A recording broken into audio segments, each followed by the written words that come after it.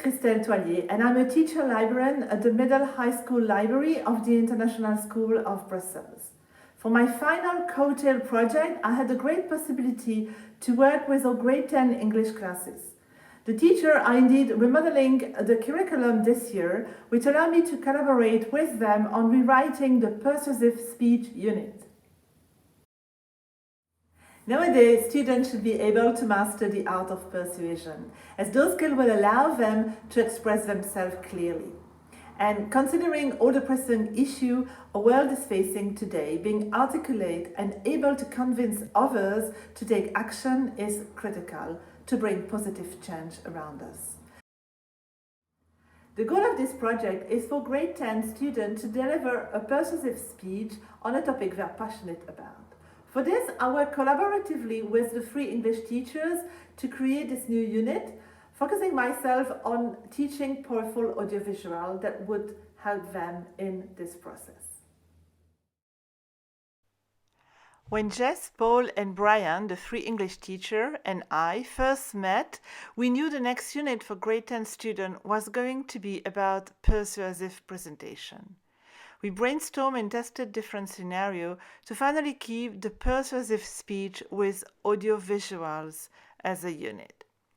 Paul took notes in a Google Docs that we will then use to continue sharing idea and practical details about organizing this course. Using assigned task is a great way to make sure the message or question will be seen while avoiding multiple emails.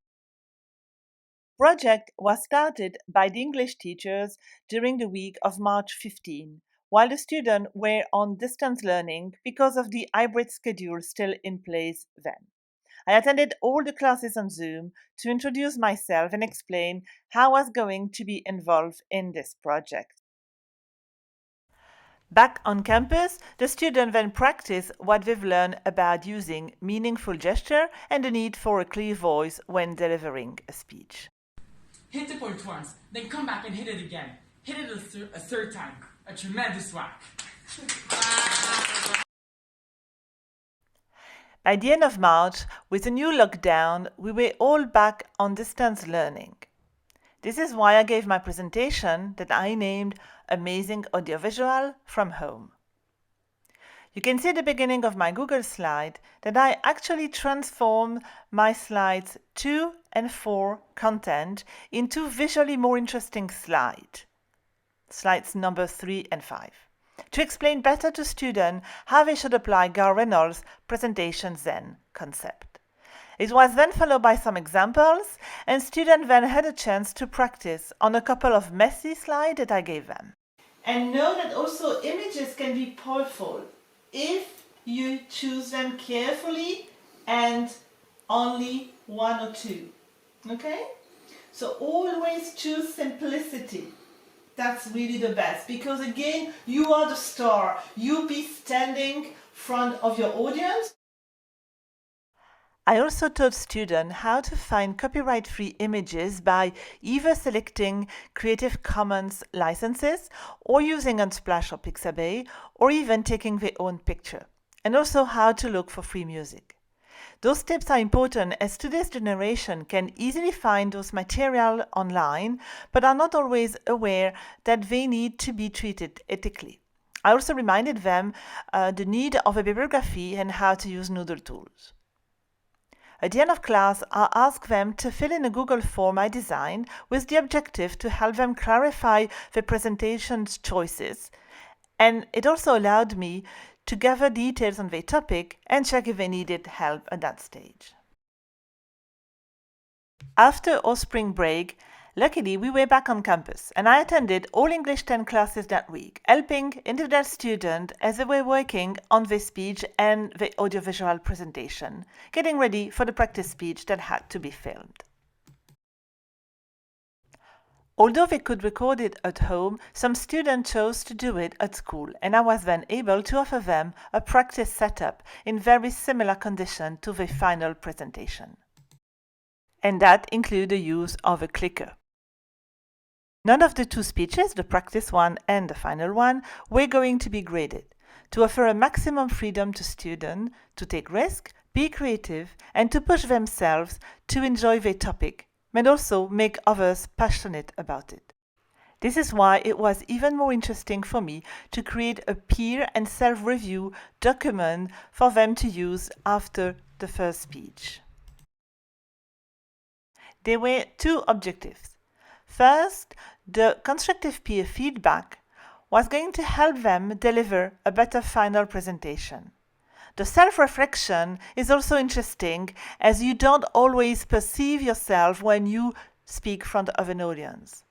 And then secondly, as they were going to be graded on a final craft report in which they will analyze their choices, being able to refer back to this document was going to be helpful. I truly enjoyed every step of this project, but of course attending the final presentations was the highlight of it all. Students did an exceptional job with this project. They were involved, often passionate about the topic, making a great use of tone and gesture to engage with the audience, and they created powerful visual aids, which make me very proud. Scientifically proven to be more attractive and to be better at grabbing your attention. Like, you want to go, you want to see who texted you, you want to know what it is. Another really good example is the endless scroll. For example, on apps like YouTube, you can literally scroll for hours and hours. So, Madame Toilier's amazing audiovisual presentations taught us a lot of things about how we can effectively demonstrate a message to our audience. And through looking through the audience perspective, as shown by Madame Toilier, we were able to effectively, or I was able to effectively and clearly create an effective audiovisual that consisted of many statistics and different ways in which they would impact the audience specifically.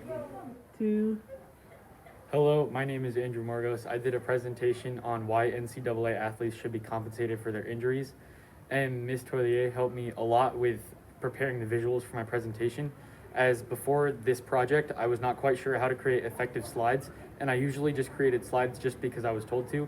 However, now that I have received assistance from her, I have learned how to create effective slides that not only convey my message, but also are extremely simple and are understandable for the audience. Okay, so it was really helpful to get the help from Madame Toilier with the audiovisuals, because before, when we've done presentations, we've been really reliant on the words and the phrases and all of that to sort of trigger our memory. But now we were able to sort of see how we could use that as more of a strengthening of our own message rather than something that we rely on when we're doing the actual presentation. So for me, it really helped to just, see that it's not a presentation in itself, it's just a help to sort of show your message. So for me, for example, I used a lot of photos in my presentation just to, strengthen my message. And that was, to some extent, what Madame Toilier helped me see, was to, how I was going to present that to the best of my abilities. But also when looking at things like citing the sources, I had no idea how to cite Instagram posts, for example.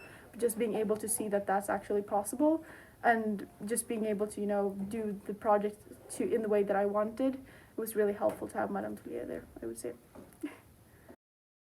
Well, Christel was really, really helpful with this project. Not only did she come in and help us think about how we could implement some audiovisual tools into our students' speeches, but then she was there every single class helping the students to actually not just use the programs that she suggested, but how to use them effectively and how to use them to be really convincing for their audience. So not only did she have the tech expertise to help us with the tools that we needed, but she was able to help us and the students to be able to use those tools really well to have some really fantastic speeches. Christel was really involved in the process with the English 10 teachers in creating this unit. We worked really closely together, and there were two main ways that she was involved in the project and for which we saw really good benefits for our students. The first one was with the direct instruction on how to create amazing audio visuals.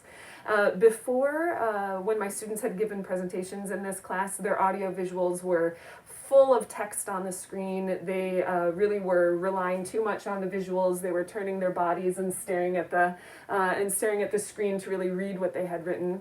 And Christel gave some really clear guidance on how to create beautiful audio visuals, and how to make sure that the material on the screen is helping convey the message and not taking away from the message.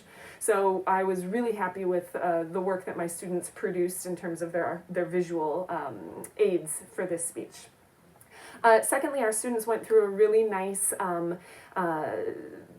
process of learning where they had to do self-reflection and also give each other peer feedback.